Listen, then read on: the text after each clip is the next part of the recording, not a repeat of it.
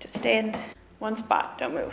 Hey guys, welcome back to Dig It with Raven. So we're not talking about archaeology today. We're going to talk about what I actually do for a living, my profession, or what I hope to do as a profession, which is art conservation. Right now I'm doing my master's in stone, ceramics, and glass conservation at the University of Amsterdam. And when I mention that I study conservation, a lot of people either don't understand it, or they completely just chalk it up to museum work, or fit it in right with archaeology. So today I'm actually going to give you a little crash course on what I do. Welcome to Conservation 101. So let's start off with a fancy definition. The AIC, or the American Institute for Conservation, defines the field as the actions taken toward the long-term preservation of cultural property. With this, I would also like to add natural history artifacts, because those are also in museums and we also use them for long-term study. I also know someone doing fossil preservation, so I kind of had to stick that in there. Now these actions that I talked about can include anything that has the object's best interest at heart, that is also backed up by education and research. We're talking about documentation, photography, cleaning, consolidation, research, removing old restorations, taking preventative measures, as well as maintaining the environment in which the artifact is living in. Conservation can mean a lot of different things to a lot of different people based on your upbringing and your culture. I find that conservation is helping to preserve the memory of either a person or a group of people based on an object that they've created, whether through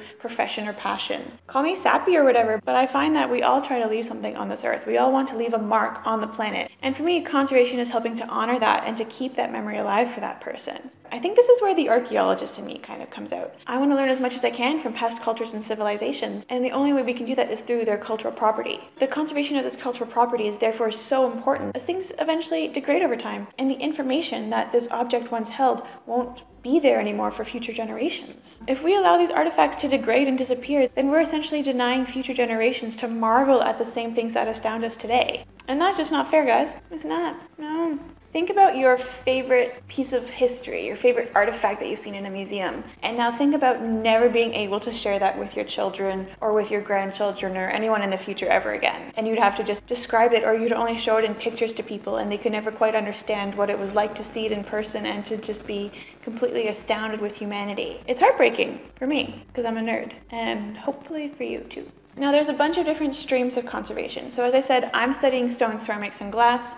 There's other people that study paintings, textiles, photography, natural history, ethnology, textiles. Did I say textiles? And while they're all different in regards to what materials that we work with and some of the approaches and treatments that we do, the basic fundamentals are static throughout the whole field. Whether you're working with a fine paintbrush, a needle and thread, or you're climbing scaffolding with a chisel in hand, we're all working towards the same goal. Even if you already had an idea of what conservation is, you might not always think about the complexity of it. In my opinion, it's kind of like the perfect mix between art and science. Conservation is the reason that we're able to go to a museum and look at old artifacts that we pulled out of the ground. It's the same reason we're able to go look at the Mona Lisa today, even though it's not that exciting. The reason we can keep old buildings up and running for functional use while still being stable and maintaining its old luster. And oftentimes people don't really think about the actual work that goes into this. So that's my definition of art conservation. As always, if you want a brief write-up about it with some external resources, click on the link in my description below. Don't forget to subscribe to my channel, and if you want to see some behind-the-scenes work of actually what I'm doing as a conservator and what other friends that I have are doing as well in their work in other fields, follow me on Instagram and Facebook. I do a lot of really cool posts behind the scenes there. Stay dirty, my friends.